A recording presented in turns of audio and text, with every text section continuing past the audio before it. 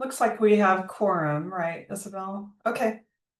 Hi, everyone. This is Cheryl Ramirez, Chair of the Finance and Revenue Committee. Today is our supplementary February meeting, and we're meeting from 10 to 12 today. So let's start with roll call. Great. Cheryl Ramirez. Here. Thank you. Chenwei Chi is not here. Mary Lou Henrich. Here. Thank you. Richard Gibson. Here. Thank you. Jeff Goodman. Here. Thank you. John Santa. Here. Thank you. Bethany Stairs. I don't see Bethany yet. And Charlie Swanson. Here. Thank you. That's everyone. Thanks, Isabel. I'm going to review the agenda, then I just want to tee up the March meetings quickly. Director McDonald will go into a lot more detail on expectations for March meetings, but I just wanted to tee that up a little bit. So first of all, today we're going to focus on reserve funding options that will be presented by Echo Northwest, and I believe you have those slides. And then the revenue plan components, Dr. McDonald did a really nice job of laying out what we've voted on already and what still needs to be decided, what we've got before us. And then that's really the focus of today's meeting. My understanding is that Milliman will join us at 11 in case we have some follow-up discussion needed with them or other questions. Is that correct, Director McDonald? Yeah, I actually see them here right now. Oh, they're good already. Okay. All right, good. All right, so I just wanted to quickly tee up the March meetings. On March 3rd, we're going to go over the basic tenets of the revenue plan. We'll look at a reserved or a revised reserve strategy based on the discussion we have today. And then we'll revise the revenue plan with the idea that we'll, or the hope that we will have a vote on March 3rd so that we can present the plan where it is right now to the board at the March meeting, at the March board meeting. And that's the only way we could do that is if we vote on it on March 3rd. On March 17th, we'll be mostly focused on looking at Echo Northwest draft report. The admin costs issues will be revisited by the transitions committee and the board. And just to remind you, this week at the board meeting, we will take up the extension of the Finance and Revenue Committee as recommended by this committee and the delay of the report to the board, which we've heard from a few of you about. Jeff? We're going to vote on the report before we see the report. No, we're voting on the revenue plan as it is by March 3rd. Not the report. What is the report then? That, in my understanding, it includes the revenue plan, but all of the other work that Echo Northwest prepared. Director McDonald, do you want to answer that question more thoroughly than me? Yeah, well, I think you summed it up really well, Cheryl. Okay. And Morgan is here on the line as well. Okay. But yes, Jeff. So as I mentioned, well, and I'll get into it, the board has requested from the Finance and Revenue Committee kind of a very sort of pared down, understandable revenue plan. So with all of the components listed but not the entire detail that will be included within the Echo Northwest report. So there's sort of two layers, Jeff. So there'll be the first one, which will be the agreed upon revenue plan from this group, and then people will have the opportunity to have a more thorough look at the Echo Northwest, their complete report. And Morgan, if you would like to say anything about that.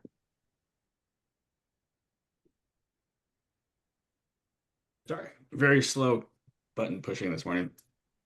Yeah, so the report that we have, think of it as basically trying to document all the work that you've done where you've come to agreement and to then discuss some of the issues that you've discussed. So like, oh, well, here's the sales tax. Here's an estimate of the sales tax.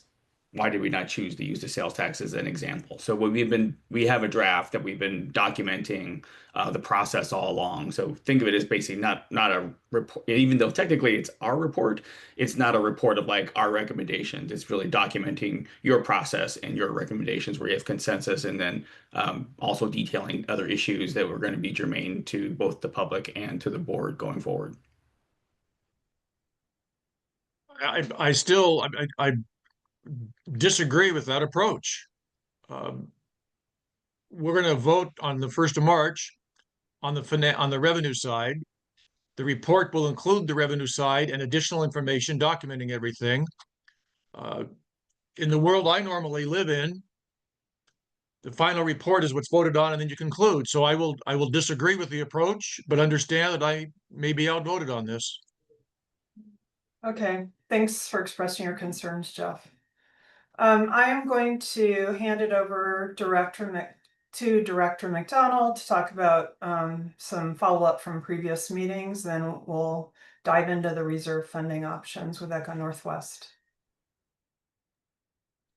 All right. Thank you very much, Chair Ramirez. Isabel, oh, thank you. Just bringing up the other slides. It's been really funky today, but Okay, no problem. Well, it is, it says prior meeting follow-up. So one is the reserve strategy. So these were things from the prior meetings, obviously, that we are talking about reserve strategy. Obviously, Morgan Schucken is going to do a presentation on that today. The next on the list is and let me know, Isabel, if you need help with sharing. The revised revenue target. There had been the thought that perhaps that discussion would happen at today's meeting, but that discussion, because of the complexity and because of the time that it's taken to do the work, is going to be moved to the March 3rd full Finance and Revenue Committee meeting. There was a question about the way that people who are eligible both for Medicare and Medicaid in Oregon, sort of that the population, and I know Charlie, you were particularly concerned with this, making sure that the numbers, that group is included in only one count and are not double counted. So later today, we'll have the opportunity to ask Ken Lakowski to talk more about that and their numbers. And then the last thing, obviously we're this committee talked about the need for discussion of cost saving measures, and certainly that is something that is going to be included, has been included certainly in plan design and expenditure, and that discussion will continue on throughout the transition committee. So that is it for my previous meeting follow-up. And Isabel, are we good to go on? Or actually Morgan, unless anyone has any questions, I'll turn it over to Morgan Shook from Echo Northwest. Great. Let me go ahead and bring this up.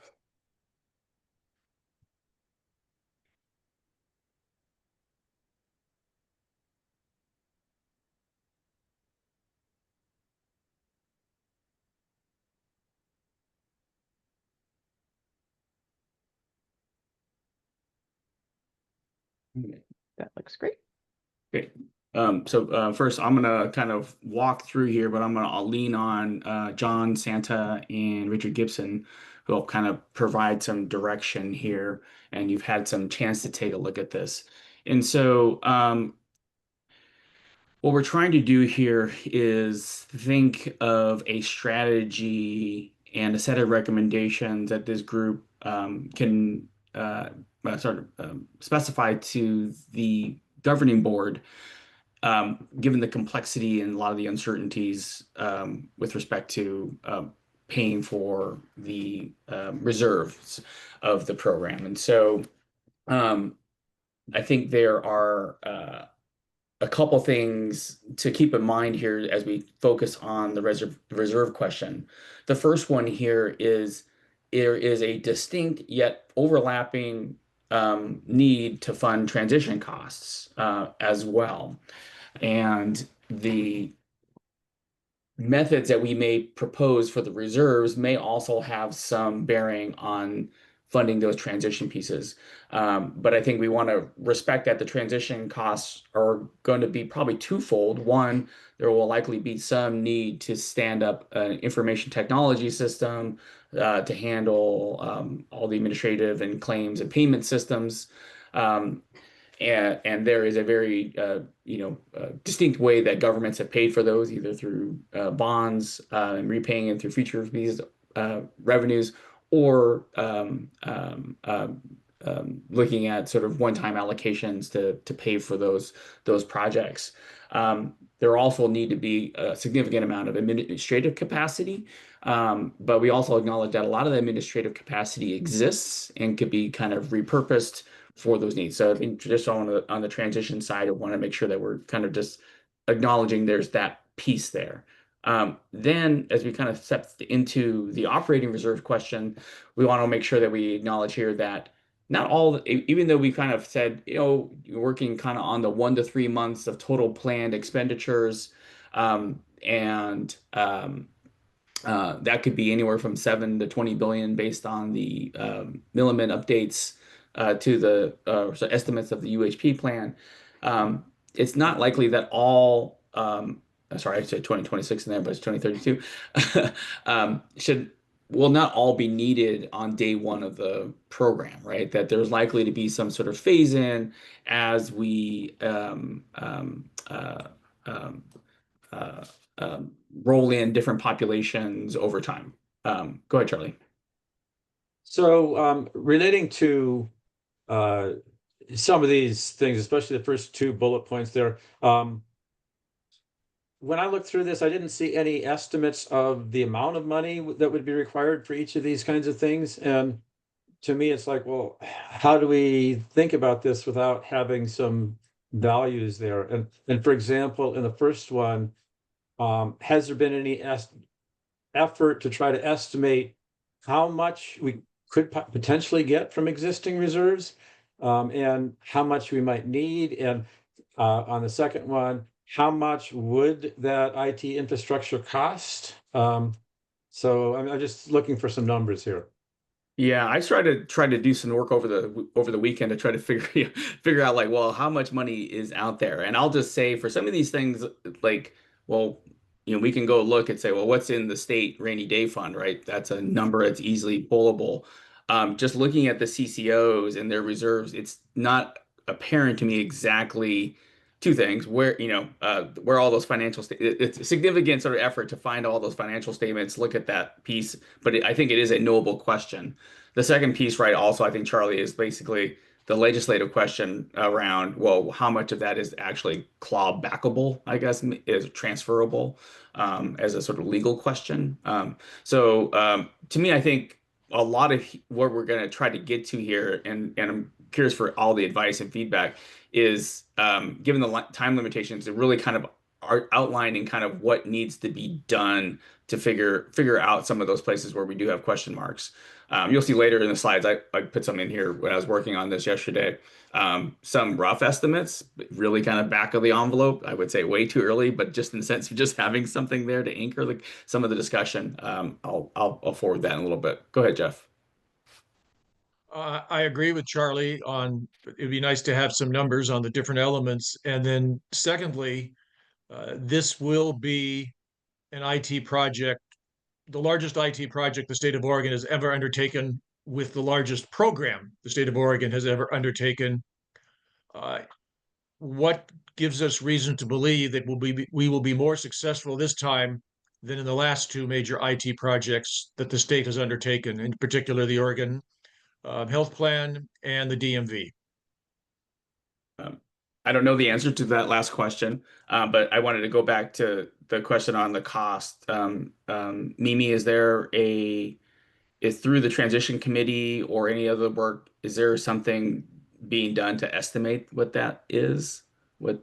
Yeah, well, I think Jeff's point of being the largest IT undertaking is a good one. And so I think that in terms of a specific number, that is highly unlikely that will be something that is generated for this particular report.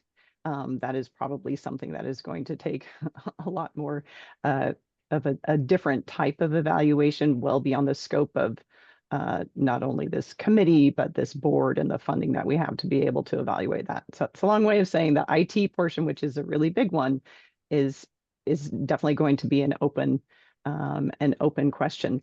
Milliman has done a nice job of estimating costs of sort of what is already known about the way health plans are run. So there is some information regarding that.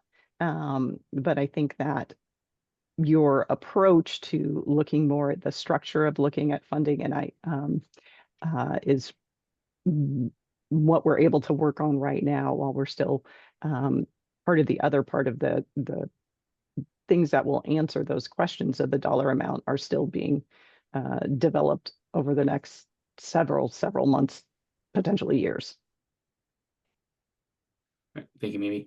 So the central idea that we're trying to anchor the strategy on is to, I think, establish kind of a capital stack. And the reason we're thinking about it as a stack is basically not all, with respect to reserves, not all dollars are equal in the sense of the nature of its availability, solvency, liquidity, excuse me, and that and timing. And so being able to sort of combine different types of dollars with different kind of flexibility, more or less, really help us kind of build out that sort of total stack.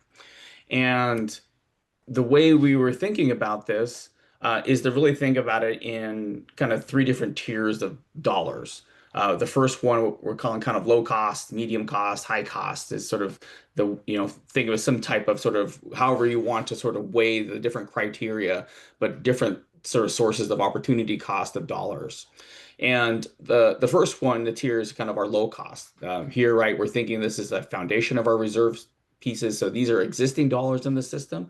So to the extent that we can rely on existing state reserves, reallocations of Medicaid admin funds, all those kinds of dollars help minimize the need for kind of new taxes or debt. So basically think it as like we already have savings in the system, and whether for the medical system, and can we either kind of access those, but either like think of this as Charlie's and other people's questions, simply transfer over the CCO reserve dollars where potentially legally permissible, and then how can you then sort of access other kinds of big state reserve funds to help cover kind of like call it low probability liquidity events, but that they're there if you need to access them, right? So here, right, the upside is that they're more politically feasible and a little more fiscally conservative because you're not trying to tax new dollars in the system.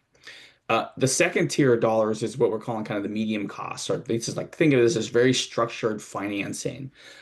Can we borrow, lend, create additional bonded capacity in a way that gives us those dollars at very low cost? So think of these as basically that next tier dollars that aren't just really easy to access in the system, but maybe sort of restricted for certain uses, but they are sort of funds that are kept in reserve. Can we access those at very low cost when we need them for a plan this size? And so, can we just kind of recreate them with sort of additional funding?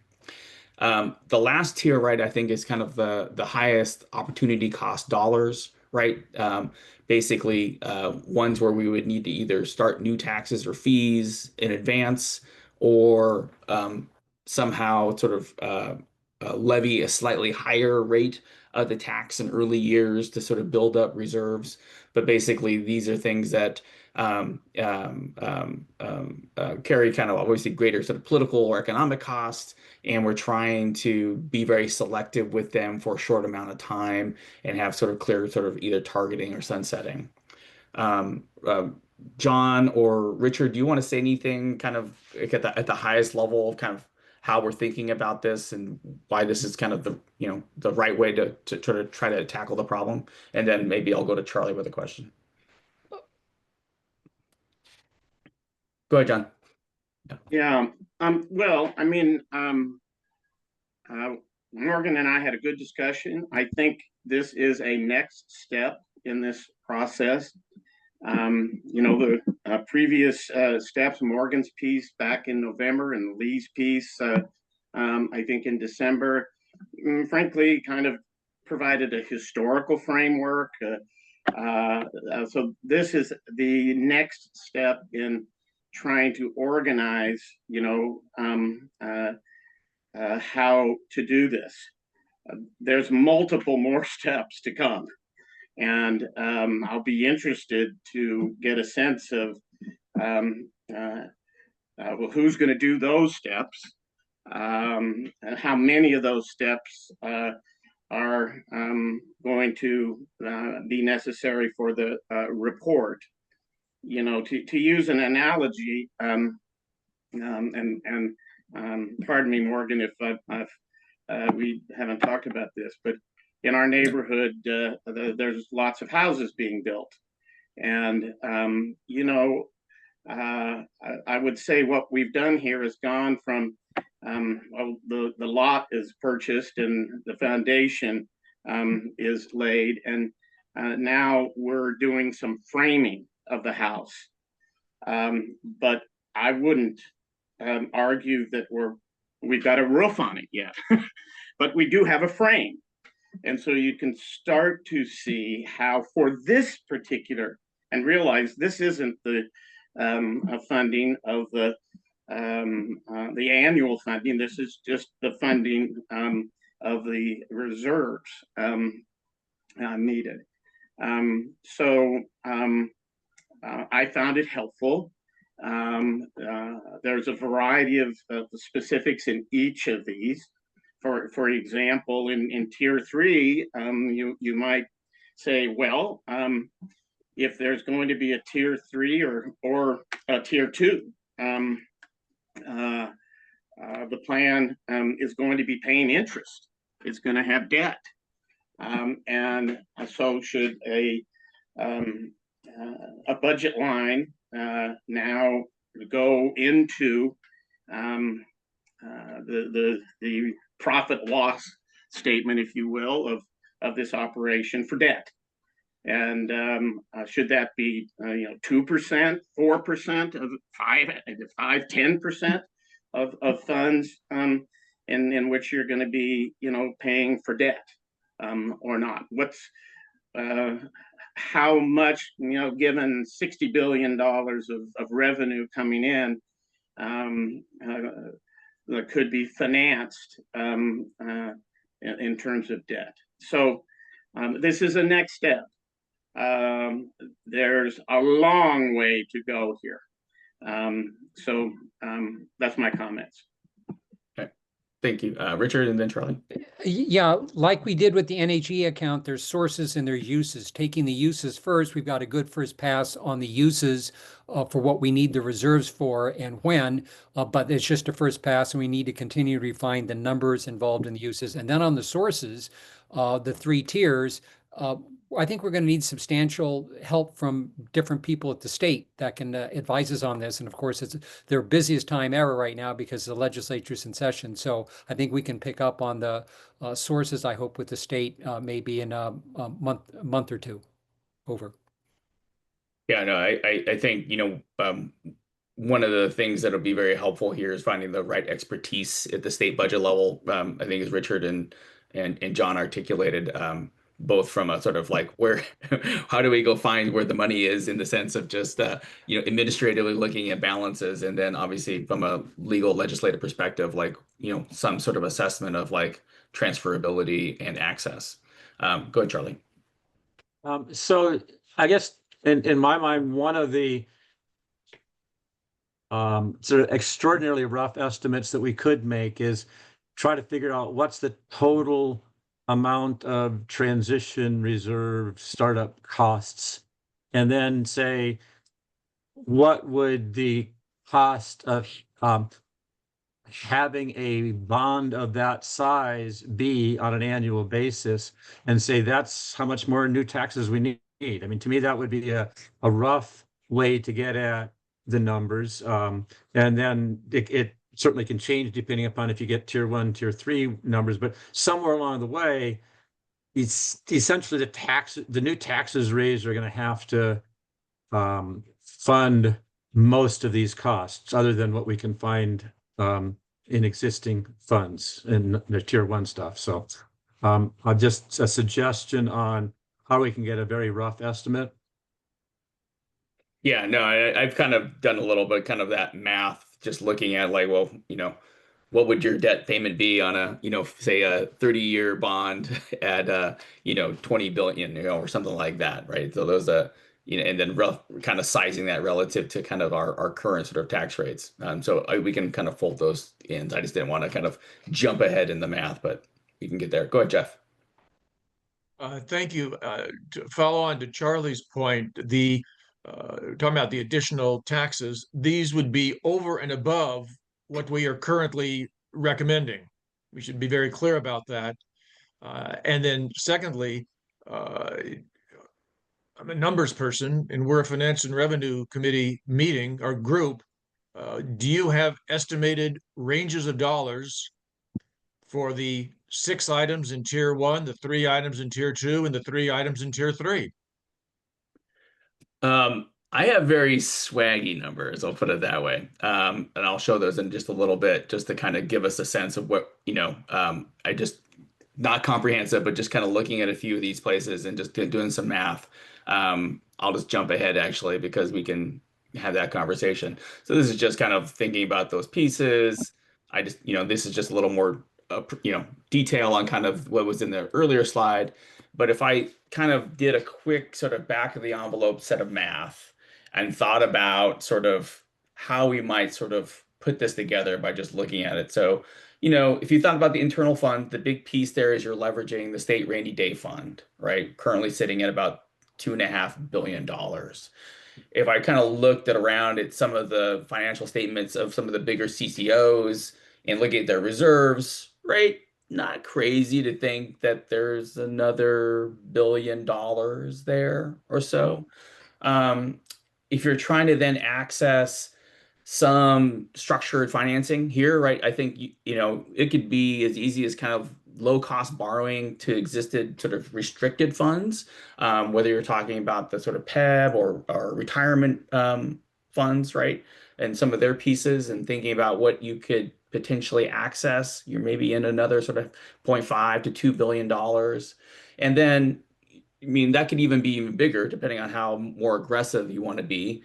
But then thinking about like, well, what we really need to do to kind of try to get to that think of it as basically the 1 month, right? Was kind of what I was solving for, that $7 billion, right? You could be starting those new revenues or a little earlier or time limited, but here, right, it's really kind of the majority of that piece would really be kind of that, what I think Charlie said is, are we going to bond against it and just kind of, pay slightly higher rates because we're adding on top of our total UHP planned expenditure? Or are we trying to start the tax early, to kind of scale up, in some time before the plan starts, right? To kind of build up those dollars in advance. Those are really kind of, I would say, kind of the policy question around how to get there. So all to say is like all the caveats here around these numbers, but me was just trying to do a little bit of kind of math to kind of say, well, what are we looking at here, right? So to me, right, maybe there's, low in tier 1, tier 2, maybe up to kind of $5 billion that we might be able to access.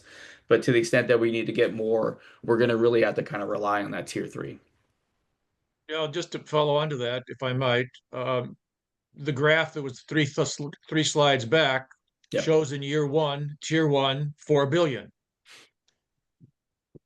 Oh, I should. The page you now have showing us shows a range of less than $4 billion, and the same thing applies on. I probably left some context out of this. What John and I were talking about was really trying to make the point here. I probably forgot to put a slide here. It was really just like example. It was basically saying like, hey, we don't need all that 20 billion in year 1, right? As the program takes off, you're really kind of solving for a much smaller number. And so your financing strategy can be build about building up reserves over time, not necessarily saying needing $20 billion in year one. And so, sorry, this slide was really about what I meant to say as an example of kind of talking about this sort of population and ramp up relative to where tier one, tier two dollars are maybe the access. So think of it as basically if we're having a much smaller UHP plan in years 1 through 3 as populations transition into the plan, you're not going to need that full 20 billion, right? You might be able to access some of the tier one and tier two dollars might be totally adequate for paying for your reserves. But as the plan gets bigger and bigger, you're going to need to find tier three, more tier two, more tier $3 to fold in. Sorry, that was real. This is more conceptual to kind of talk about sort of the approach to doing this as opposed to showing you what the real numbers are. Sorry. Your point, well, your point is well taken, that as it grows, additional reserves will be required. I don't think anybody is going to argue with that particular point. Yeah. Most people look at graphs rather than tables. And this one says 4 billion, the table says otherwise. And just as a follow-on question or comment, it would be beneficial on the 6 elements of tier one to say, here is the range of dollars we think it is right now, draft. But overall, this is why this is not ready to go to the governance board, to go into the corporate world. This is like a report's being prepared by an analyst to give to the manager, and then you go back and do additional work. This is not yet ready to go to our governing board or the legislature. I totally agree with you, Jeff, that in my mind, right, this is a significant body of work that needs to happen here that the board is not, I'll just say it honest, is not resourced to do. And so what we're trying to do is get it to the point where we can specify either like who, to do that analysis, right? To go comb through. I mean, this is like an initial, this is like kind of first cut at potential places, but it's not exhaustive, right? So this is a significant sort of body of work. And so this is the thing with John, Richard, and I have been trying to sort of map out. It's like, how can we figure out? Because I agree with you. It'd be nice to know exactly what those numbers are and what the assessment is on sort of transferability on each one of those. But given the amount of time that we have, it's challenging to find the right sort of, I call it landing spot for the board. And that'll be something I think Mimi, myself, John and Richard will be trying to navigate. I'll just kind of like level there. Well, I'm glad we're on the same page. We're on the same page. Like to me, like I would love to actually this be a real graph, right? That shows all the different colors of money. But that is a significant body of work that the board is just not resourced to do yet. And so we're trying to do as much as we can to think of it as 20% of the work to get 80% of the answer kind of test. I mean, that's the work that I think we're trying to figure out in terms of how this board can provide value add to how this committee can provide value add to the board. So that, and I do appreciate the work that's been done that you and other members of this committee have done. My overriding concern is, given what you've described, given that we've been told that what's driving this process is to get a report to the legislature in September, or maybe it's December, we will be submitting something that is inadequate. And I'm not sure that we want to do that. Your point's well taken, right? To me, and this is kind of like where we land here versus what the board and transition committee can do with other capacity at the state legislative level to kind of get this into shape to present to the legislative is kind of the next body of work, I would say, Mimi, that the board is trying to take on. So build on what finance and revenue has done, and then move it forward with additional resources that are available through the state to get it to a point, I think, Jeff, where you and I both agree would be very useful for, as a concrete proposal to the the state legislature. Thank you. Yeah. Charlie and then John. So I guess I want to just sort of provide a very rough order of magnitude guess as to how much more in taxes we're going to need because of this. And so I will say I'm thinking we're going to need about 20 billion more for all of the startup reserve, whatever it costs. And if you look at the debt service on, say, the lottery bonds, it's on the order of 13% a year. So roughly 2.5 billion is my sort of order of magnitude of how much more revenue we're going to need because of this. And just sort of want to throw it out there to get people thinking about roughly what the size might be. And that's a continuing 2.5 billion every year for a long time to pay off that debt. So, and it can be certainly modified if we can get some internal tier 1 funds, but that's my rough guess. Yeah, and that's in line kind of what I think if you're trying to solve for that big number, Charlie. Yeah. Go ahead, John. Yeah, as I listen, and I emphatically agree with Jeff's concerns and Morgan's response. This is not the end point. It's the beginning of the process, and I don't want to attribute this to you, Morgan, but I believe you said this process has not been adequately resourced to do this task. It hasn't been, and it was the legislature's choice to fund this at the level it was funded at. And it was the legislature's choice to have volunteers on the board rather than full-time staff supporting this process. And I certainly feel that an emphatic message from Finance and Revenue should be the next step here needs to involve a much more robust finance and revenue process than has occurred here. And until that happens, it's going to be difficult to feel comfortable with putting something in front of the legislature. So just my 2 cents. Yeah, no, so the way I think that's exactly right, John, because I think, the work that we've done, and particularly Charlie's done, right, has been great to sort of move this along and in terms of the revenue proposal. But one of the things I remember is after the session, LRO is going to step in with all their tools and capacity to really kind of dive into it. I would think what we're trying to do here, this group, is to get it into a point here where we kind of feel comfortable, like, yes, we think this is the right way to think about the problem, right? Here's what we think the solution looks like. And then what we're gonna have to try to figure out is similar to what we've done with LRO and what Jeff's like, and I think everybody here agrees, is like, it'd be really good to actually have, some concrete, very specifics. Like we think, like I'd have to gauge budget that, like, well, how much could we really borrow from the state rainy day fund, right? Think of it as paper reserves versus real reserves.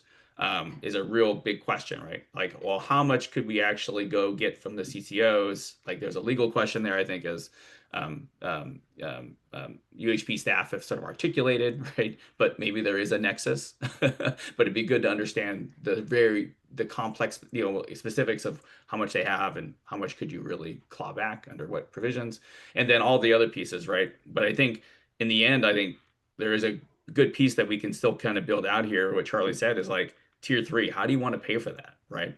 How much do you need actually day one that you actually would bond against versus simply just run the rate a little higher in the taxes for a certain amount of time until you kind of built that up, right? And sunset kind of the special, kind of call it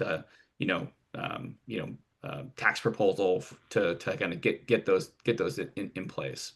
So all to say is like, we have a beginning list of, based on kind of the conversations, things that seem obvious to us, and what we've seen in other examples, but we're kind of in uncharted waters a little bit, talking about a plan of this size with those needs, and trying to figure out what tier 1 and tier 2 look like, and try to push off tier 3 as much as possible.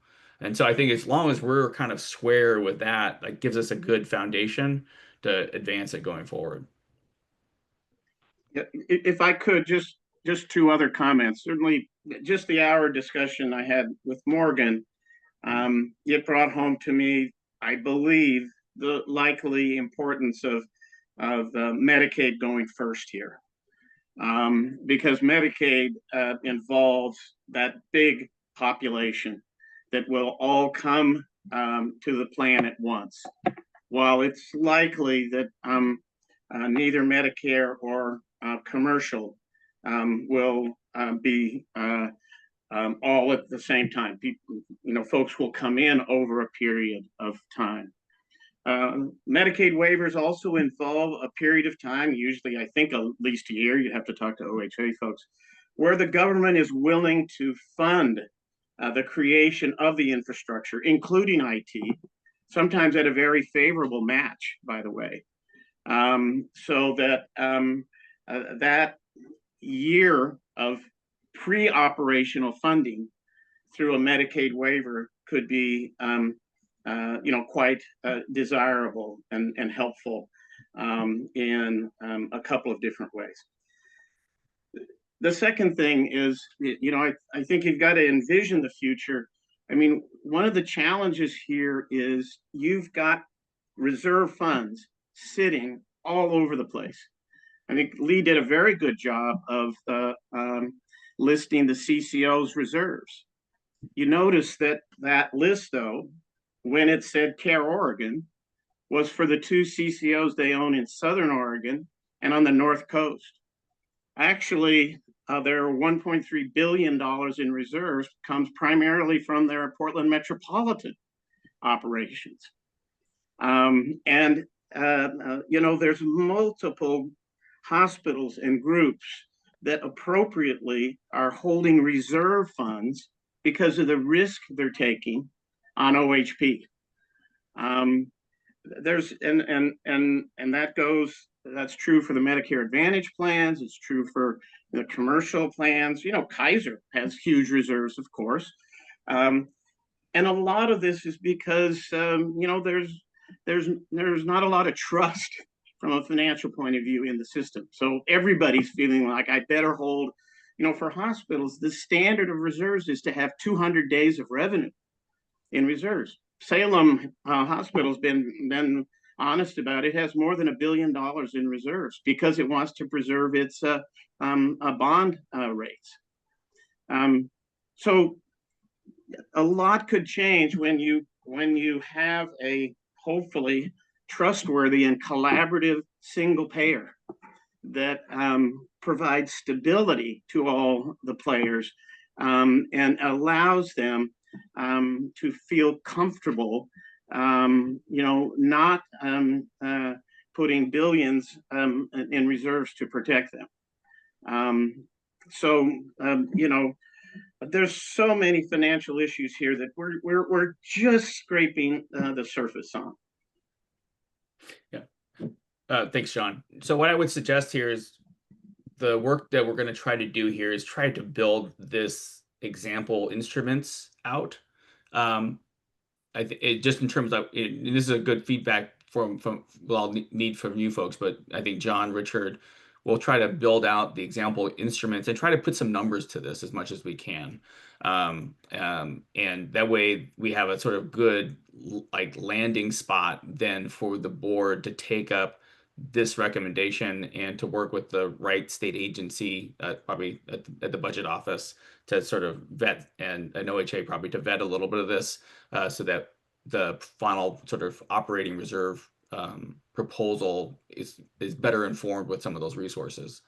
If that sounds like an approach, I'd like to hear that. If that sounds like a good approach, I'd like to hear yes or no in feedback anyways. Go ahead, Jeff. Oh, you're on mute. Words I never hope to hear again. You're on mute. Is Until 2 this? weeks from now.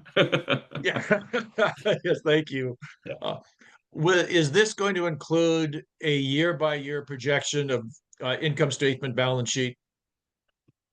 It's a good question. I don't know. That feels I mean, I would say where I'm sitting today, that feels difficult to do here in the next month. But I would say probably having a better sense of that by the time this goes in September would be useful. But there's kind of other questions around. We don't really know what the ramp up looks like, right? Think of it as basically from 2032 going forward. And so my sense is that's probably too much detail or too much false precision, maybe, given where pieces are. But I'll kind of defer to Mimi and others. But my sense here is a good landing spot would be one, we thought about the amount and timing issues. Two, that you've thought about the color of money, right, in your tiers. Like, how do you access kind of paper reserves versus real sort of liquid reserves that you would need and across some spectrum. And that you've kind of then said, yeah, like there is actually a path to access these dollars in a way that gets you, a big chunk of those dollars in reserves, right? Because I think right now the default is basically we have to run the tax a little higher. Which is always kind of like the fallback one, right? Is basically you can't access those pieces. But to me, like you're really trying to solve tier 1 and tier 2 as much as possible because those are kind of low access, low opportunity cost dollars in the system. So yes, so I mean, so I would say it would be great to get as much precision as we can, but I also want to guard against any kind of false precision given the information that we have as well. And I appreciate, as I call it, vaguely right versus precisely wrong. But it also reinforces the message we are getting from the governance board that what is driving this process is September. That's it. It's not, I don't believe that what is being driving this process is to do the quality of work that we are capable of doing along with you to present. Thanks, Jeff. Go ahead, Mary. Thank you, Jeff, for saying that. I did have a talk with Mimi last week and said that kind of serendipitously, I was at the legislature on some other issue and was asked by Senator Patterson whether, how are things going? And I said, well, they're going as best they can, but this, having this September 15th, 2026 deadline for the report is really looming up pretty fast, and there's still a lot of work to be done. And also the resources that we have to do more of that, are very limited. So I'm feeling, as a board member, stressed. I'm sure the staff is too, but the leadership of the board too, about, getting that report. And she said to me, well, that could be extended. And I said, it could? How would that go? And she said, well, that it would just need to come as a request to her committee kind of thing. And we didn't go into any detail on it at all. I just was kind of like I had kind of thought that was a hard stop no matter what. But it may be that we're talking 2032 here. We've moved this out. So anyway, that's just an option. And I'm thinking you're right, Jeff, that so much of what I want to be sure that we're doing, and from my position as a board member, is that we're giving enough additional specificity to this report and to the work we've done to far surpass what happened with the task force report. The last thing I want to do is put out a report that's basically, a tiny bit more defined than the task force report, because I think if that happens, we won't get any place. And I certainly do want to get someplace. So that's just my 2 cents. Thank you, Mary Lou. Cheryl. I wanted to get back to your question, just so you'll have your so-called marching orders for March 3rd. I agree with the next steps and how you're approaching a revised reserve strategy. And I do want to hear from committee members on whether you support the next steps that Morgan laid out too. For just, I'm talking just for March 3rd, not beyond.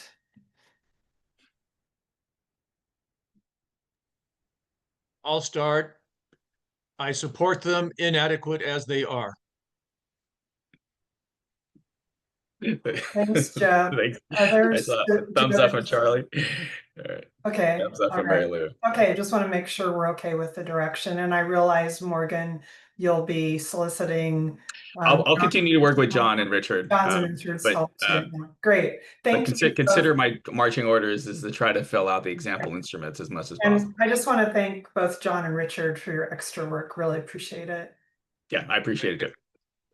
Please make the graph consistent on one page with the numbers on the other page. I should have said we're in hand wavy. I should have put the big hands in there. We're kind of trying to make ideas, but versus the real numbers. But thanks for catching that, and probably folks looking at this and watching the meeting going like, "Hey, where's this number looking at?" So appreciate the catch there. All right. Okay, great. Thank you, Cheryl. I'll turn it back to you. Okay, so thank you very much, Morgan. Oh, Mary Lou has her hand up. Yes, go ahead. I just want to say thank you to Morgan for what you have done and continuing patience with us and really moving things forward and just being, I've worked with quite a few consultants in my life. And I just want to say you've done a great job of really taking, you know, a big hodgepodge of stuff and a lot of pieces and something that's never been done on a state level and all of this. So I just want to thank you for doing thank you. this. I appreciate the gratitude. I'm here to serve you guys. You guys have, as they say in the policy space, a wicked hard problem to work on, and under tight deadlines and tight resources. And so I just a lot of gratitude and, try to, do as much as we can moving forward. So thank you very much. And we'll keep plugging at it. Morgan is the best. Yeah, I agree. I want to echo that appreciation. Thank you so much, Morgan.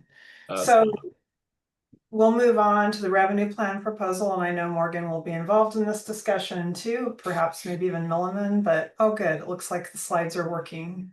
But we'll turn it over to Director McDonald. All right. Thank you very much. And yes, I'm very appreciative of the help and the input and the feedback that I've gotten,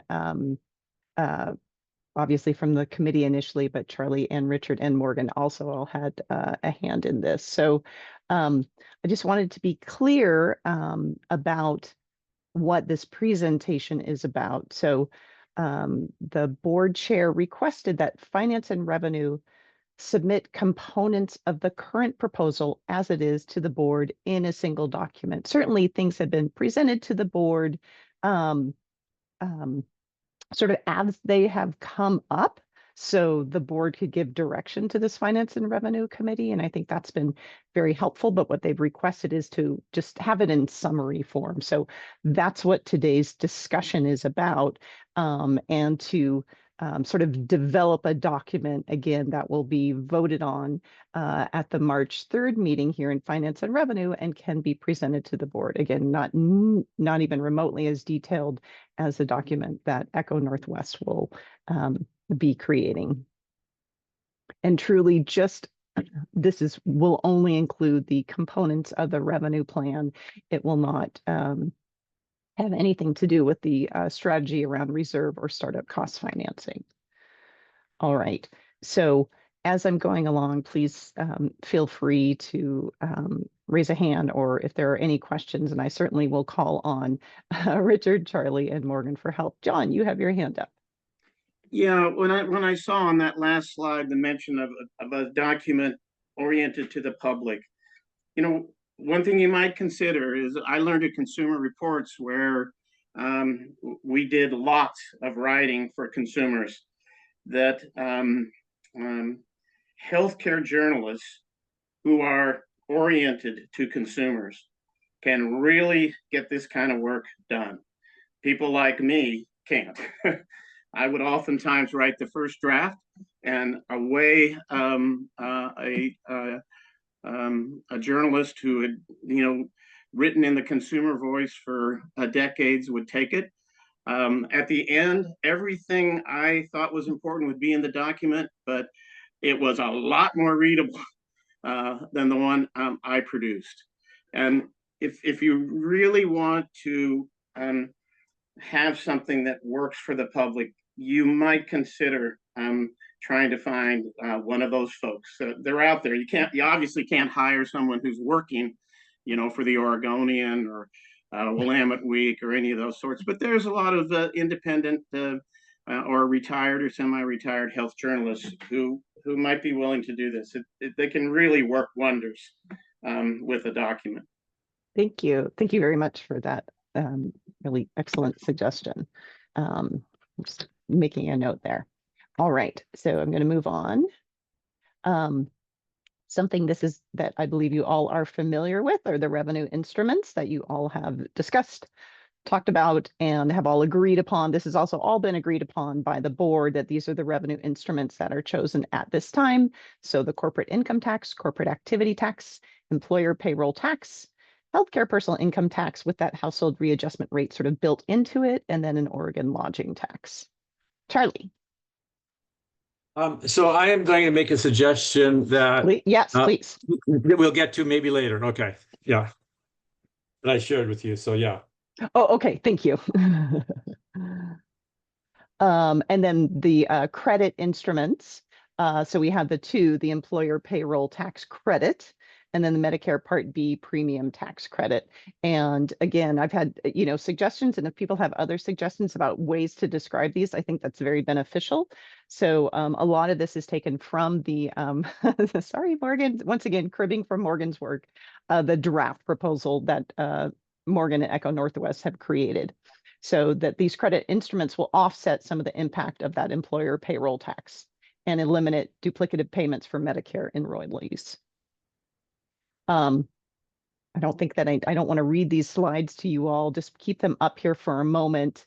And I think one thing that we have in here, and I think that is very reasonable, is this is the, and as we discuss this with the board and is discussed with the public, and probably I should have put this in bold, is current parameter sort of at this point in time with the current revenue replacement target that we're working on. Obviously, things may very well change with this. So any questions about the discussion around how the corporate income tax add-on is described? Okay, great. And then the corporate activity tax. And of course, if people think of things too later, they're like, oh, I really want to add this on, please feel free to email me and it can certainly be added on. And then the employer payroll tax. And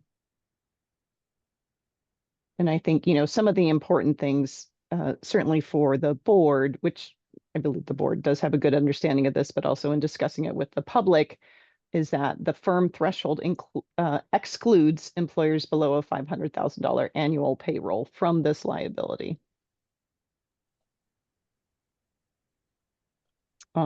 Oh, great. I see two. I don't know who came first, but it looks like I think Jeff won the battle on that one. I'll defer to Charlie. Okay, Charlie, please. So I go back to the corporate or the employer payroll tax Ooh, piece. yeah. Yes, please. So I want to point out that it's not really just that those paying under 500,000 are exempt, but it is that every employer's first 500,000 is exempt. Thank you. Yes. Okay. Yeah. I'll take my hand down because that's exactly what I wanted to point out. Thank you. Thank you, Mary Lou. Thank you very much. I think that's excellent. I'll go. Point. Okay. Yes, please. We should understand that by creating the $500,000 exemption, we are creating an incentive for any business with more than $500,000 in payroll to immediately split the business into multiple parts. As an example, a small accounting firm that does both tax accounting and consulting, and they have over $500,000 in annual payroll, they will immediately look at creating two separate businesses: tax accounting corporation and tax consulting corporation. a bakery could split themselves into baked goods and takeout or catering. And it's not hard to create a second business. A few strokes, and you have a new business created. And if I was any business owner, if I was doing taxes for corporate taxes for companies, small companies, that's immediately what I would recommend that they do. All right. Thank you.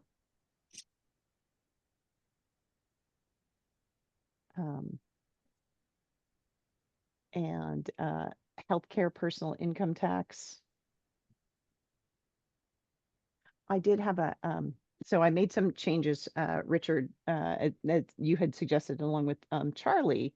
And then Morgan, if you don't mind, will you kind of describe the, because I have two screens, but I can't pull up the comments that you had when in the email that you replied to me, because I wanted to make sure that just in the same way that you all said, like the first $500,000 aren't taxed on any business, but sort of talking about that progressivity that really is there in this, that it is not it's a flat tax as has been described. Thanks, Yeah. Morgan. So I think when this has gone to the board and in public comments, I think there's some confusion around the rate relative to what the actual tax incident payments will be amongst individuals. And so the way I would describe it simply to folks is that the headline rate of the healthcare personal income tax does not equal what you will pay, right? And that the posted rate,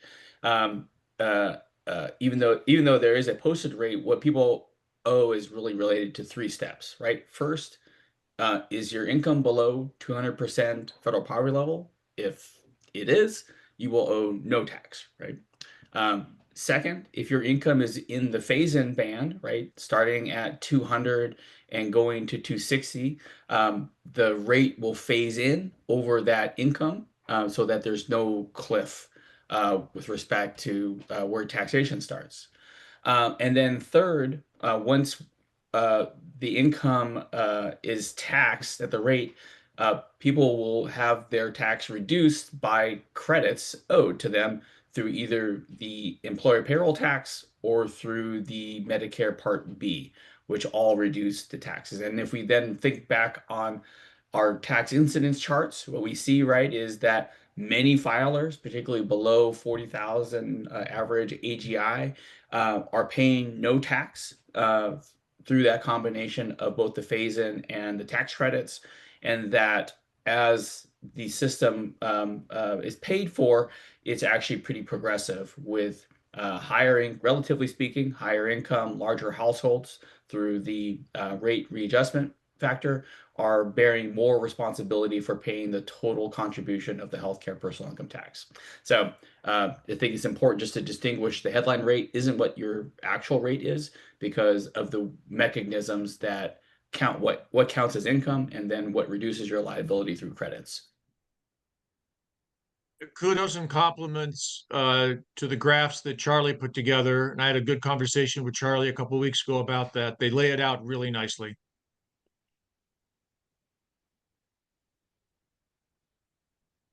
All right. And so this is just the second part of that slide about what the net liability is and the current parameter. So, and of federal adjusted gross income. Thanks for that, Richard.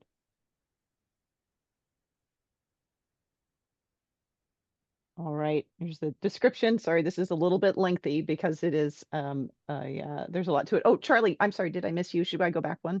Well, no, this is the one I want to talk about. Okay, thank you. So I'm going to make a suggestion that Please. that when we vote next week, we scrap this, the household size rate readjustment. I will go into several reasons for why I'm saying that. And this will make one of our frequent public commenters happy.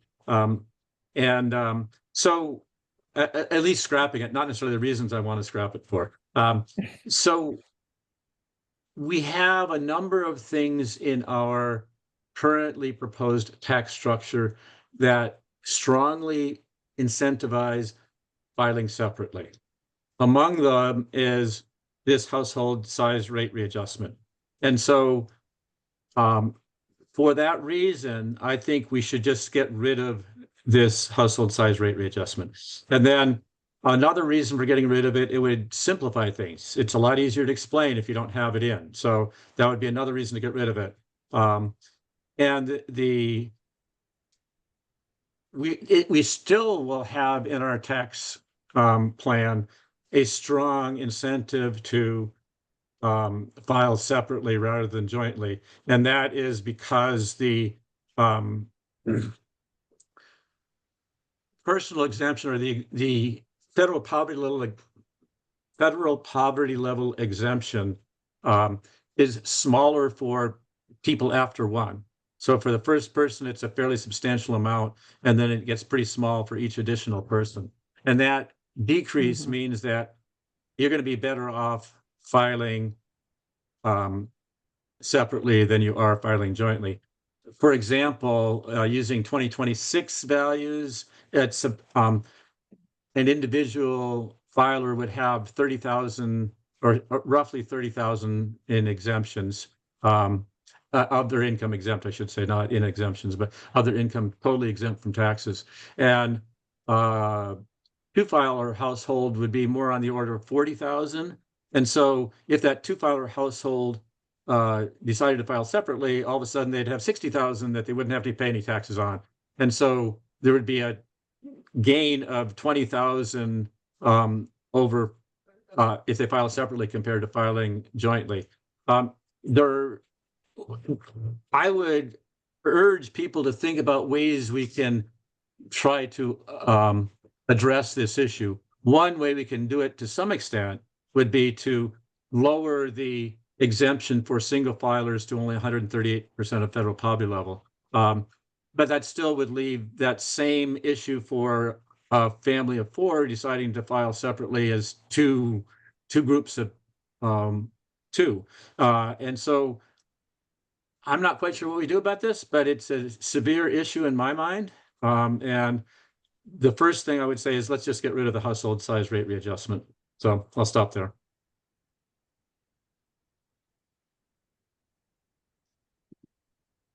I think then I'll sort of ask the chair and committee members if this seems like a good way to go forward, because on today's agenda we didn't have a vote specified.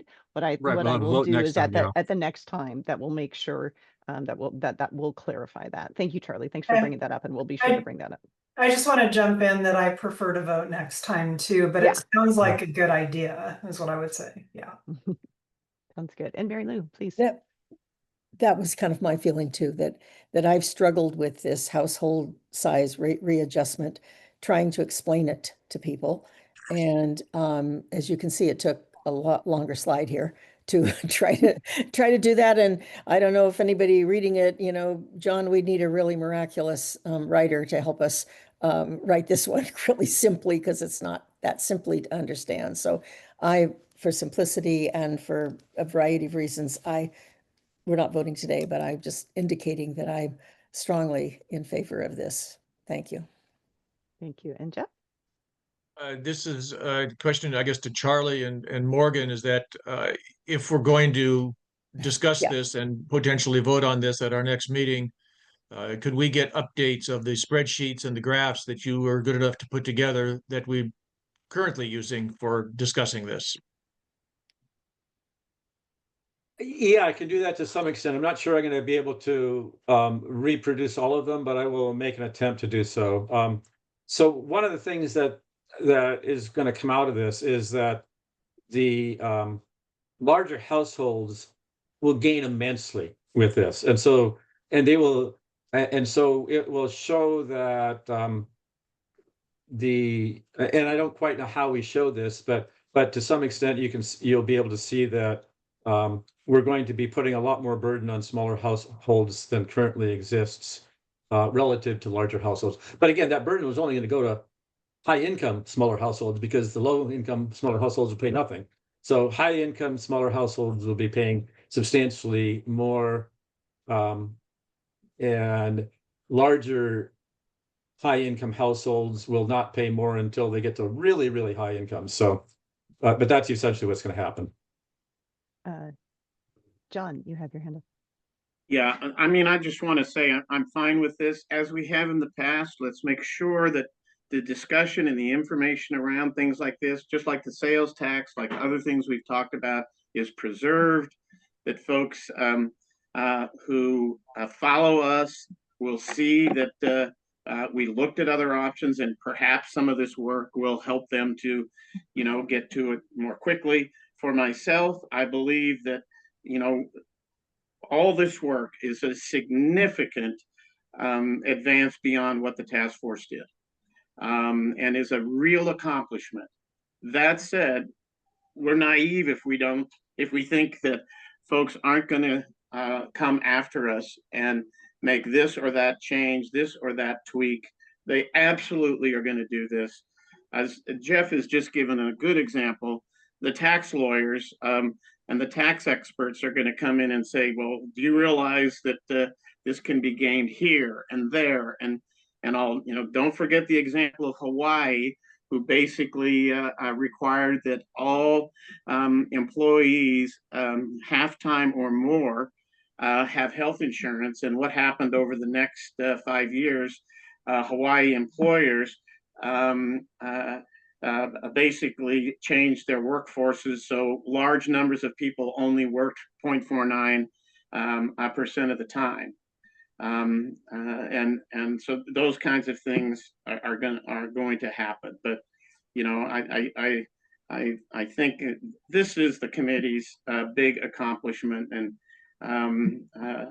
it moves the mark significantly down the stretch. So my comments. Thank you, Richard. Charlie, do you have a ballpark estimate of the financial effect of eliminating the household size rate readjustment? Yeah, I mean, it's going to require a higher tax rate, more revenue from other places, of Sure. roughly on the order of, rather than 10.1%, it's going to be more like 11% or something to that effect. So it's going to definitely, it's on the order of that. It might be just a little bit more than that, but Thank you. I will come back with that. So, and again, that's without financing anything for the transition reserves costs, which we still have outstanding. So, John, do you have another comment? Yeah, just one. I'm sorry, I forgot one thing. When you say the burden is going to go more to small households, well, that means Medicare folks, people over 65, are going to be affected. No, that burden will not go to them because they already have other things that will stop that burden. Well, to some degree, to a large degree, Charlie. To a large degree, yeah. Yeah, well, but it's only going to be extraordinarily high income Medicare households, and they will have that. They will mostly be able to take advantage of that splitting to single filers anyway, and so actually they will have a huge advantage because of that, the existing splitting, because most of them are probably not very large households, are probably two in Right, the right. joint, and they can split into 2 ones, and they'll have a huge advantage. Well, but that's something that we should anticipate. Yeah. Very good. My question is, in all of the background, and since I came in a little late and I'm still having trouble gathering all the information in my head, do we have a document that shows us the numbers, how it divides out? I mean, how many people have these quote larger families or not in Oregon? I mean, do we have that? I mean, if you look at some of the stuff that I've sent out, the answer is yes. Okay. I don't know how deeply people have looked into it, but whenever I've sent out the revenue calculations, there are worksheets in there that shows how many families of each size there are at each AGI level. Okay. So Take a that look. does exist. And I think I can make that easier to find, I guess. So I will try to do that. Thank you. It'd be wonderful because I really do. We talk about these things just like we talk about the employee payroll tax and the numbers of businesses and all these kinds of things. And I keep trying to do some back of the napkin estimations, and I run into things like, well, how many people does Portland Public Schools you know, what size workforce do these Yeah. places have, et cetera, so that you can kind of do. So that's one I've just been wondering about. Quote, we talk these larger households. I mean, it feels to me like looking around. Well, It's not most of the larger households I'm talking about are 4 people. There aren't four very many people. that are more than that, Well, but that's what I was there's a gonna lot, say. there's It's, a lot of 4 people, higher Yeah. income households. yeah, 2 parents, 2 kids, or 2 something. Right, I get yes, that. yeah, But, you know, I come from an era where, you know, in my good Catholic background, you know, large yeah, families were 7 or 8 kids. right, yeah. And I don't see But many of those I anymore. will make it clear where you can find those numbers in the Okay, things I thank send out. you. Thanks. And I will find too, Mary Lou, because I know you had asked about this, and we just had a few slides at the board regarding household side. So I'll go track them down and see Yeah. what presentation those were in. Thank you. Mhm. A lot of stuff out there. It's Absolutely. Yeah, I know. Like, exactly. I was trying to bring it together. All Thank right. you. Then the Oregon lodging tax. And actually, I should say that the numbers that I will send will not be household size. There will be number of exemptions claimed, because that's the information I Right. have, Yeah, which is yeah. pretty close to the same It's a thing, but not proxy. quite. Yeah. Yeah. Thank you. All right. Thank you, Charlie. All right. So no questions on the lodging tax, the payroll tax credit. Oh, And you did, I saw your hand go up, Mary Lou. did you? Okay. Yeah. I did have a question about the lodging tax thing, and it doesn't have to Oh, be answered here. Just there's a bill out there. I don't know if it's a live dead or what's happening, because things are going a lot, but arguing now about that the way the lodging tax is set up is that 70% of it has to go to tourism. 30% can go to Oh, the thank you. county or city government or whoever it is for other kinds of things. There's something out there to try to change it to 60/40 or something, but I'm wondering if this is a kind of a dedicated tax that just doesn't fall into this, that all of a sudden we're paying for tourism instead of, you know, whatever. So I don't know if we specified that or not. Yeah, Charlie? So, Mary Lou, I think that that's just a law. I don't think it's in the Constitution. And so No, it's just if a it's law. just a law that they can change it anytime they want. So Right. I think so it's just if they want to do this, the legislature just says this is the law. So if it's not in the Constitution, they just say Yeah. that's what we're going to do. Yeah, but I think it would need to say that it's a dedicated thing or something, because otherwise it's going to fall into, and I just Yeah. watched a little bit of the fight that was going on about the 60/40, 30/70. And you know, it just made me think about, oh, we're just kind of blithely saying, you know, do a surcharge kind of thing. And so anyway, that's all. Thank you. Thank you for clarifying. All right, and Chair Ramirez, since I can't quite see where where we're at time-wise on the agenda, will you let me know? Yeah, sure. I think you've got plenty of time yet. Okay, great. All right, employer payroll tax credit. So we have kind of provided the rationale and the current parameter, which again, this is agreed upon by this committee and the board, 50%. All right, and then the Medicare. Oh, yes, Charlie. Yeah, I mean, I have a Back one? comment on this, and Please. Yes. no, on the Part B. Oh, Part B. Oops. There we go. Yeah. So after thinking about this some more, there's going to be a group of people for whom there is no incentive to pay the Part B credit.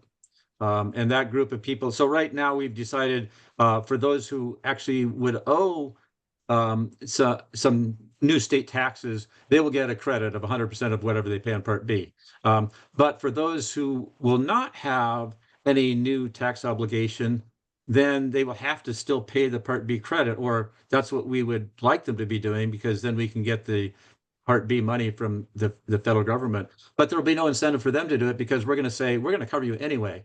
So effectively, what we need to do is have the Part B premium credit be refundable, which is not what we've had decided before, or which essentially means the state will pay the Part B premium.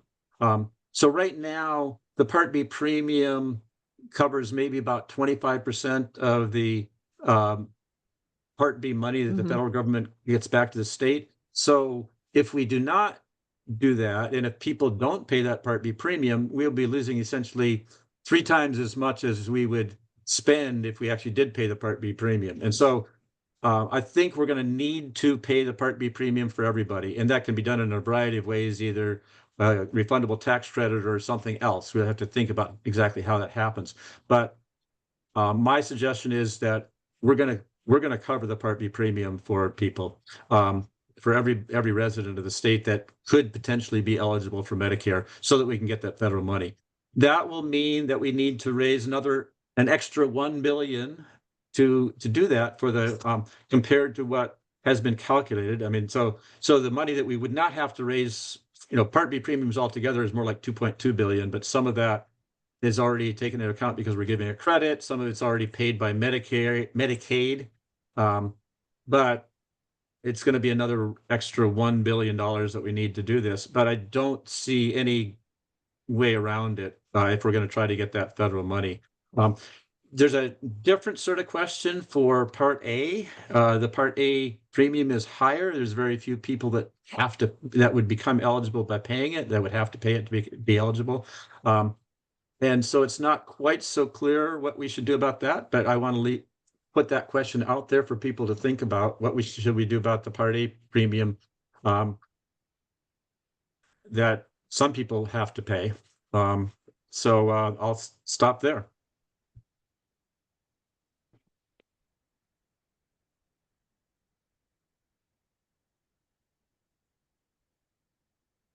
So I suspect that question might take a lot more deliberation than sort of the removal of the HSSR.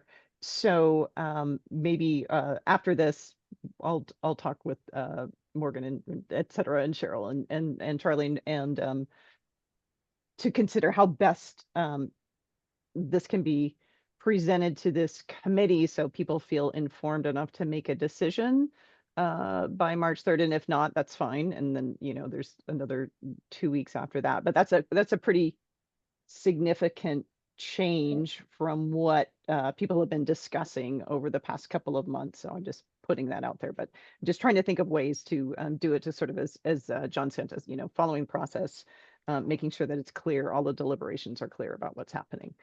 Mary Lou, please. I guess, I totally agree with what you're saying there, Mimi, and this kind of is a new thought to me. And I'm kind of going, geez, where do I stand on this? I'm a Medicare recipient, so it's kind of like, all right, one of the other, it's maybe small, but if I were selling this to people of my age, about them saying, well, I've been thinking maybe I'll just drop that Part B premium. I don't have to pay that, blah, blah, blah. And I would go, well, you never want to move out of the state of Oregon then, because when if you drop Part B, my understanding is you can't pick it up later. So I mean, I think there's a lot of details about Medicare that I don't understand, and maybe that's not even true, but that's what my understanding has been, that there is a lot of stuff that's incenting you to pay Part B. And anyway, I hear what you're saying, Charlie, but I'm not totally convinced. Thanks. I just want to say I agree with the approach that we have more of a discussion next time on this, since it is kind of a different direction. And in the meantime, if we could get some more information on the pros and cons, that would be really helpful before March 3rd. John. Could I just ask, was there any discussion at another committee about these eligibility issues for Medicare folks? I mean, there are folks who are allowed to buy in. There are the folks Charlie mentioned who pay Part A premiums. And then it's likely that this is going to be a tricky issue, because there's certainly a good possibility that Medicare will insist that if people still want traditional Medicare, we need to give them that choice. Has any other committee pursued that? So I would say, John, I don't believe that the Plan Design and Expenditure Committee, which looked at eligibility, looked at the specific differences within the Medicare population of the, in other words, they just said, we believe the entire Medicare, people who are eligible for Medicare should all be eligible for a universal health plan. So it didn't go into those specifics. Yeah.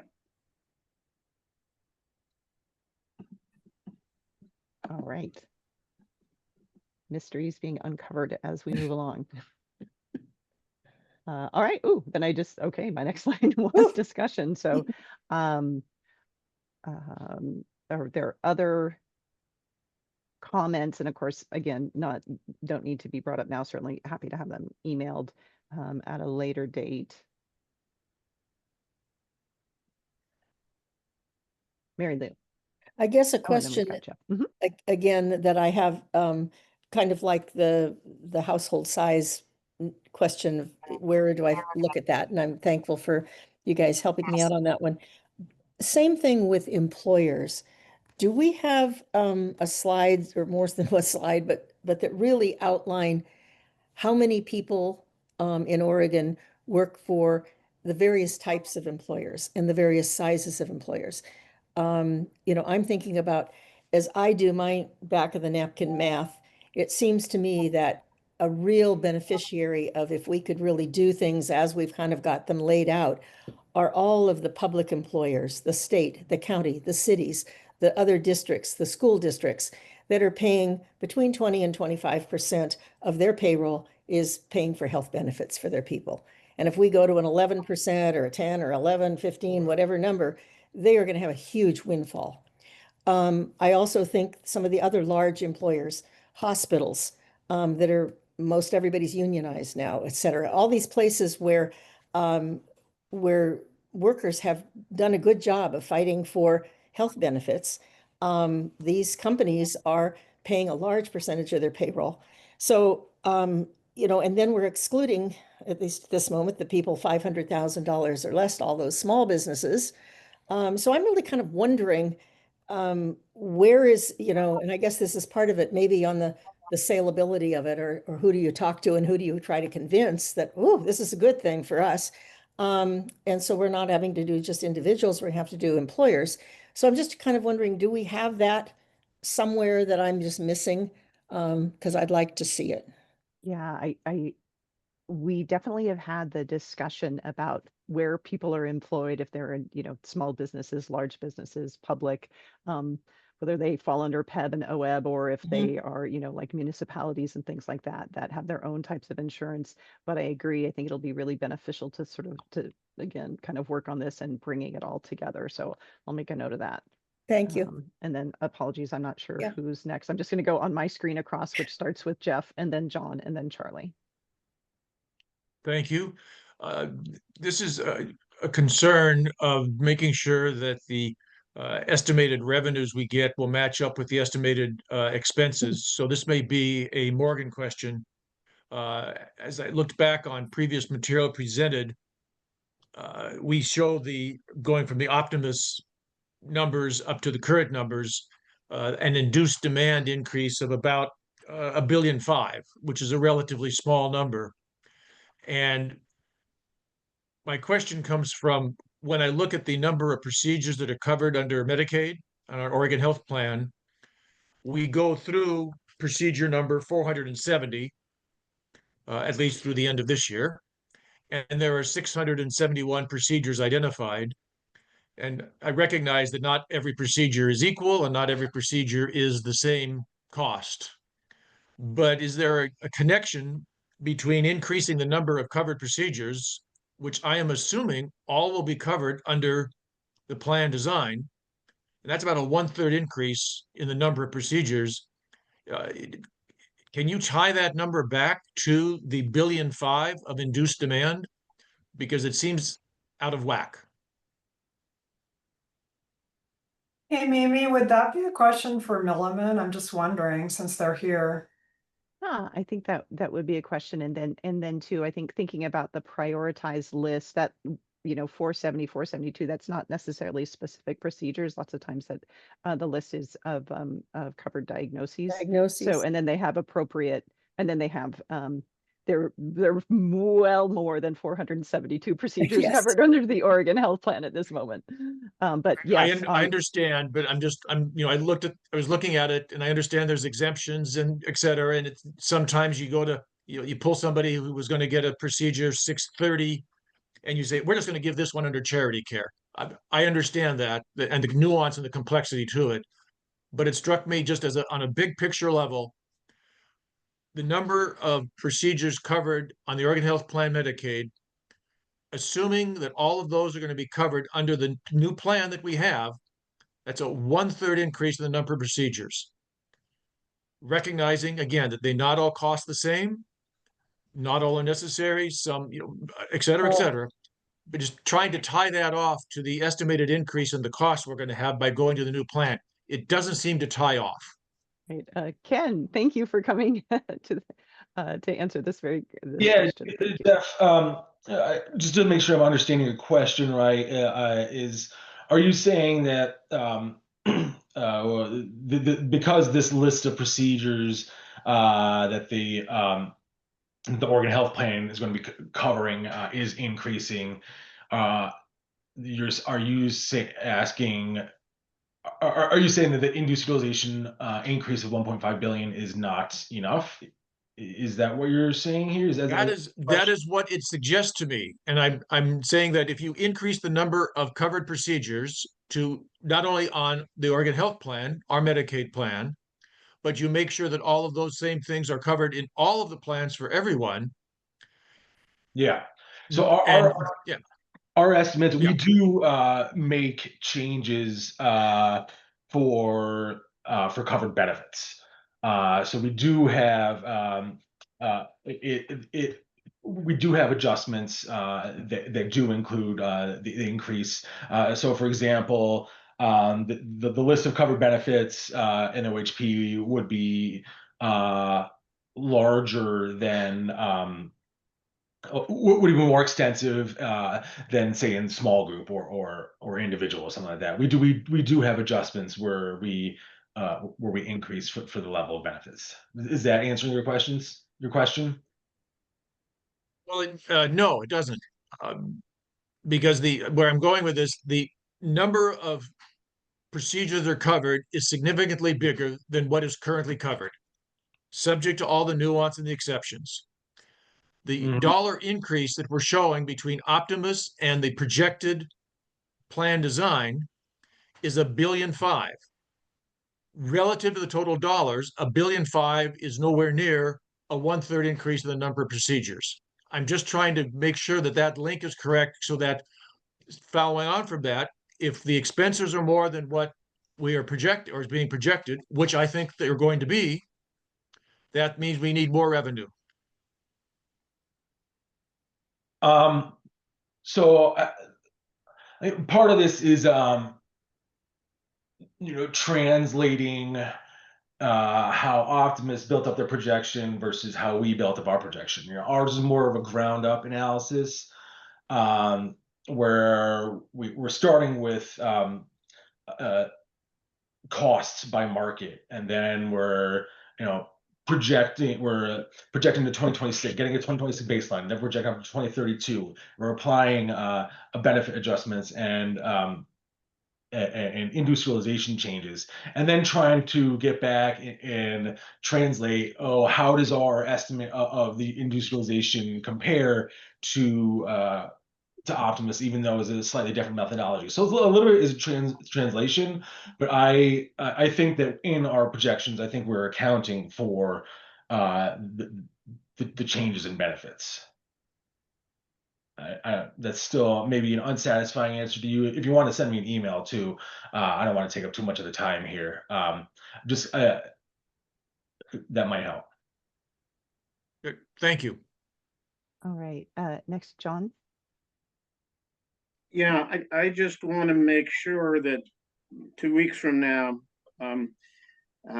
we've resolved the differences in the numbers in the specific populations to be considered both in terms of cost and revenue. Recall, there's a table in the Milliman slides where there was a substantial difference in how many folks were employed, came from the employed sector. Optimus versus Milliman. That number is important. It not only has a cost impact, but it has a revenue impact. And I don't think we can have a different number for cost than we would have for revenue. I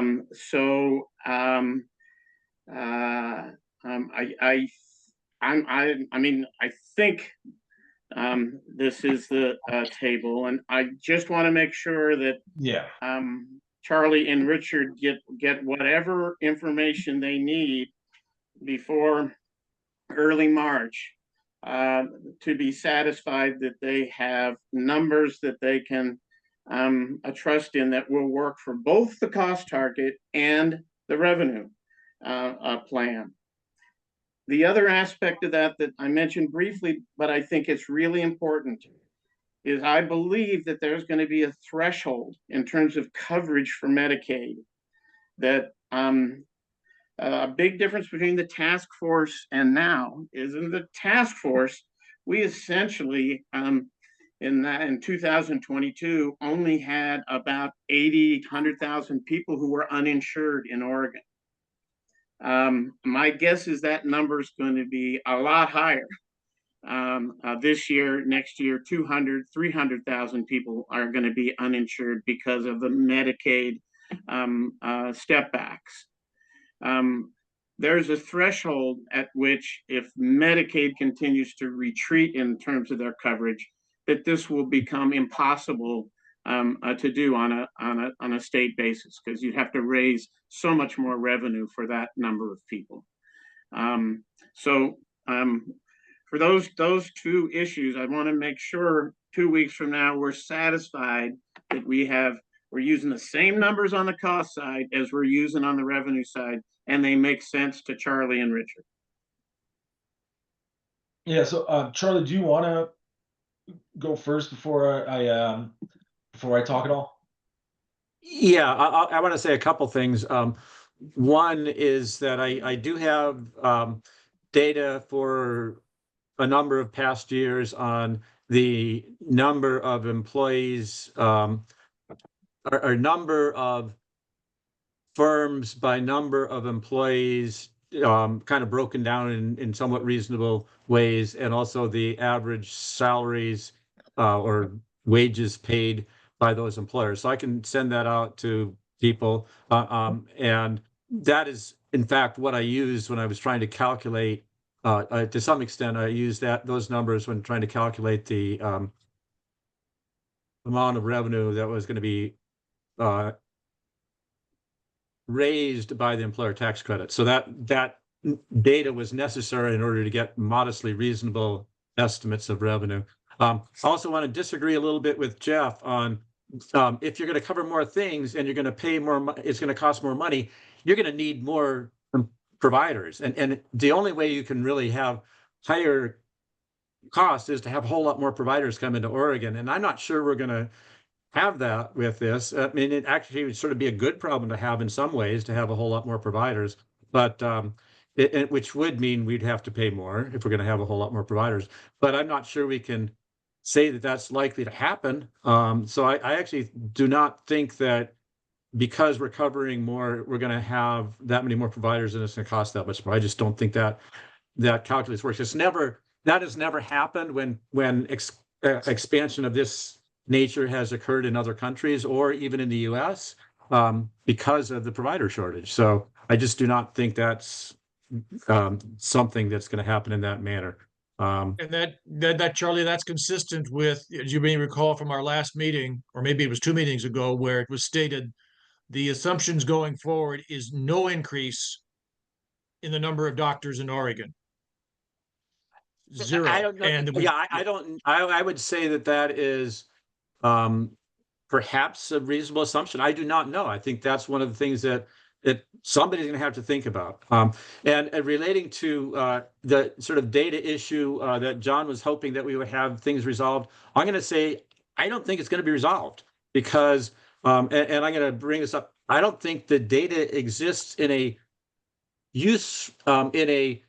robust enough form to make the decisions that we need to make. I just do not think it's there. I've been looking at it for a long time, and it's the data from different sources, even within the same entity, like within OHA, is inconsistent with itself. So that you find all sorts of data from various places within OHA, hospital data bank, the MBES reports that OHA sends to CMS, the DCBS enrollment numbers, the cost growth target numbers, they are all inconsistent with each other. And there's, I'm doing my best to make reasonable guesses as to what data to believe more than what others. But, and Milliman is doing the same kind of thing, and we're not necessarily making the same guesses. And that is, it's with the current way it's going, unless we get good talks with DCBS and OHA, I don't think that can really be resolved in a robust enough manner to make the plans that we need to make eventually. Now, right now we can do it, we can live with what we have and sort of move forward with it. But at some point, if the state is going to go forward with this, they need a lot better data than currently exists to say, we're going to actually have this tax plan that we're going to implement next year to cover everybody, because the data is just not good enough at this point. So As an example of that, going on the statement of no change in the number of doctors under the new plan, we've also, and plan design has also said, we need more general practitioners. Well, it's a math problem then. If the total number of doctors doesn't change, the number of general practitioners goes up, that means we're going to have fewer specialists. I don't see that happening, but I may be surprised. Yeah. If I could, I know Ken wanted to respond, I think, to the Medicaid question. And Mary Lou, you've been super patient. I see you there. Thank you. But if I could let Ken go, then Mary Lou, and then Cheryl, because I know I know we do have, I believe we have 3 people for public comment. So I want to make sure we get to everyone. But Ken, I'm gonna let you. Yeah, well, I think Charlie summed it up pretty well. There's a number of sources out there, and just to be, as it relates to this table, just so everyone understands, and everyone understands where our numbers are coming from, and where, what Charlie's sources were. It's CMS reports indicate around a little less than 1 million in Medicare at the end of 2025. So in 2026, we projected, we estimated a little bit more. The Medicaid is coming directly from OHA with the duals removed. So the duals are part of that Medicare number, which when you're getting into a total population in the state.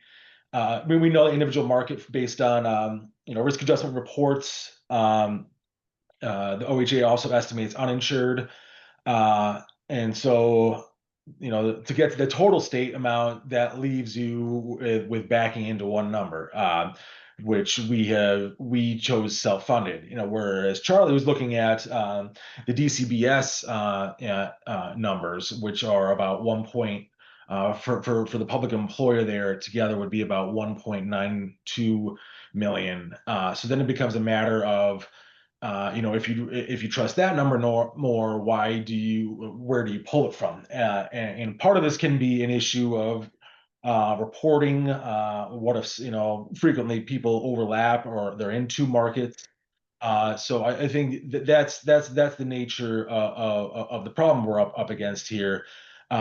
To real quick double back to John made a comment about the moving targets of the population, and I do think that's an issue. So with Medicaid, you can see in this table here that we are shifting more people to uninsured. The Medicaid shift we primarily do in 2027.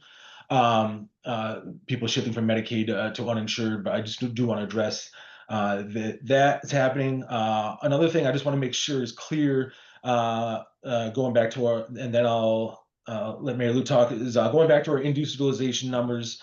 We have a set of information, a set of data that would indicate if someone switches from a $3,000 deductible plan to a $0 deductible plan. Here's the type of induced utilization we would expect. So we started with that as a base, and then we made adjustments based on the number of based on hospital occupancy and based on PCP coverage. So we did make adjustments to bring those induced utilization numbers down based on availability essentially. So there is no explicit assumption in there that the number of doctors will increase, but there is we have capped. We did with the PCP. We looked area by area based on PCP ratios, and we looked at hospital occupancy capacity, and we did cap in certain areas where we did not feel there was any capacity there as well. So I just want to make sure that everyone understands that those adjustments were made. I know they're debatable for sure, without a doubt. But I'll stop there. Mary Lou, I think, was next. Okay, my two things. One is the plan, Jeff, and maybe as I'm listening to this, thinking maybe this didn't matter, but really it's called PEB plus. It's not called OHP plus. Okay, and PEB is a pretty rich benefit. And so I'm thinking that if, as calculations were done, that it wasn't necessarily looking at the line with OHP and having a lot of history with that line and all of those pieces. I just don't see the same issue that you're really raising there. But okay, that's number one. Number two, and maybe this will look at self-serving, parochial, whatever, but I get a little irritated when we talk about primary care and we talk about physicians only. Because if you look at the number of nurse practitioners and PAs, especially nurse practitioners, what I know about, we have the best nurse practitioner laws in the land. And we do have nurse practitioners. I just saw one giving testimony the other day that came from Florida because of this, because of our law. And I do think that we will probably have more NPs arriving here who will help us with our primary care workforce, et cetera. So good, bad, or indifferent, but I just wanted to kind of voice my thing as a nurse and a person who's advocated for nurse practitioners, and that I do think they are watching it across the nation. And there are, especially the younger single ones or, that aren't totally tied to where they are. They're looking at, geez, a lot better pay, a lot better conditions. I can climb mountains, I can go to the ocean, all those things. So that's all. Just as a follow-up, I mean, thank you, Mary Lou, for making that. And I agree, certainly it's PEB plus. To Ken, what is the assumption about nurse practitioners versus what we currently have versus what we will go to? Is it the same as doctors? No increase? Yeah, we have not. It's a little bit beyond our scope to look at specific like doctor provider amounts. So I guess the answer to that question would be we've held it the same. Okay, thank you. Okay, we're gonna have to call it. I do agree with Mary Lou's comments. A lot of us see nurse practitioners and PAs and a lot of other providers, so totally agree. I already teed up the agenda items for the next two meetings, although we did discuss a few other things. We're going to consider a change in the Medicare Part B recommendation along the lines of refunds, and maybe we'll vote on it if we have enough information in between. We're going to hopefully vote also on scrapping, I think is the word that was used, the household size rate adjustment next time. And I believe that Charlie is going to dig up some data that he had already sent around just so it's easy for us to see. And potentially, it didn't sound like we could do this, but we could put this on the agenda to resolve differences in the population groups. So that's up for discussion next time. Let's see. And then Morgan will be working with John and Richard on revised reserve strategy.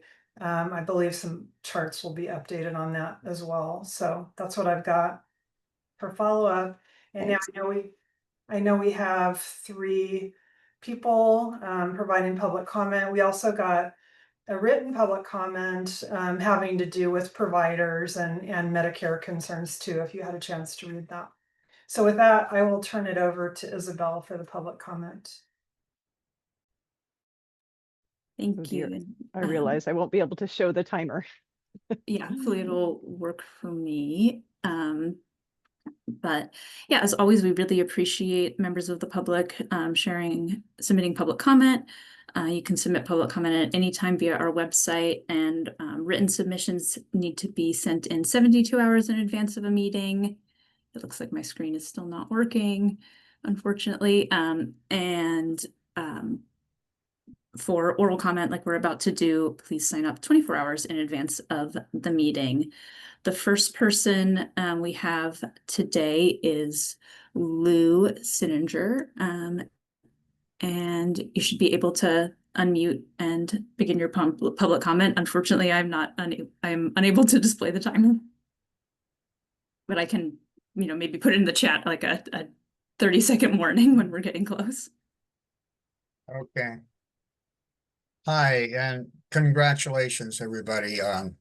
You've done an outstanding job so far, and I especially want to congratulate or let everybody know how much you all and I appreciate Morgan's work with us. That's really good. I was amazed to hear that this will be the largest IT program ever. And I have no doubt that that's very true. That's pretty impressive. From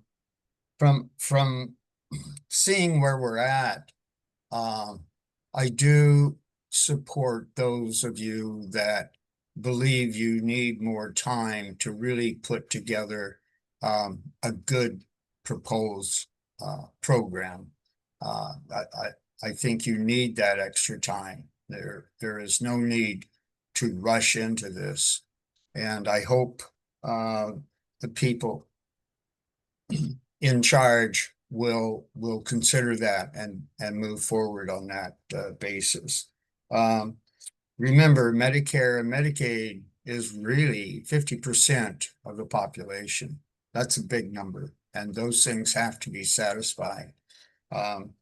I tend to I tend to agree with those that believe that we will have medical providers move to the state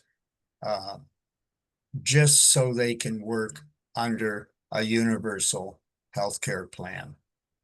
Thank you all. You've been working very hard, and there's a lot of us that appreciate your work. Thank you. Thank you, Lou. Next up, we have Linda Krieger. You should be able to begin now. Thank you. Thanks everybody for all your hard work. I think it's amazing what's been accomplished so far, and I also agree there's a lot more work to do. I did want to comment on the IT undertaking part of this, and I'm kind of looking at my notes here. I want to make sure we're considering all of the resources, especially IT system resources and experience that we already have available to us. So for example, OHP already pays, has a claim system, obviously, because people have to make claims for Medicaid. And CCOs have claim systems that we might be able to, if one of them, something creative like one of them ends up being the administrator or something like that, that we already have some of those systems in place. We have the all payers, all claims database. And so we have a lot of things already we have the membership systems, that how people qualify for Medicaid and all of those kind of things. So we already have a lot of the systems in place, I think, and it'll just take some. I want to encourage us to think about how we can use what we already have in place and the experience that goes with that, but also to try not to think too hard about doing all the things that insurance companies do today and building all that into the cost, because the whole idea of universal health care is to cover more people at a lower cost, and that lower cost is primarily due to lower administrative expenses. So we can't just take a look at what does it cost an insurance company today? We have to look at what we really expect to pay. Thank you. Thank you. And next up, we have Tom Sinsick. Tom, you should be able to begin now.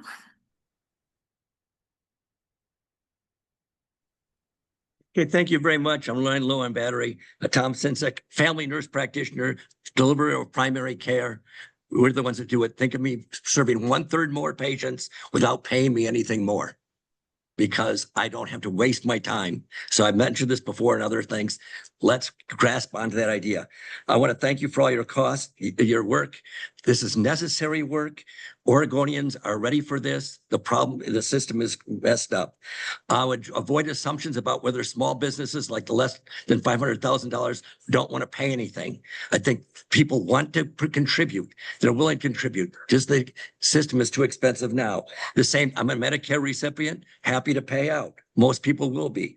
We're not getting 100% of people in. We're going to get 50% plus one in a vote. We need to, I've also talked to legislators, Senator Manning and others are willing to put this report off to November, December, even as late as January. So we can let go of the idea of that pressure point. Knowing that the system cost itself is causing so much stress, the system itself is causing behavioral health problems, depression, right? There's a new report. It's like a 30% increase in depression based on just the stress of the healthcare system on people's lives. So keep that in mind. We need to go after the resources you need to finish your work. You need to put off and do this stuff in a timely way. Don't feel rushed. This is going to go on through the December, all the way through to 2028 to keep this work going. So, and we have the Brain Trust here doing great work, and we want to keep this Brain Trust on board.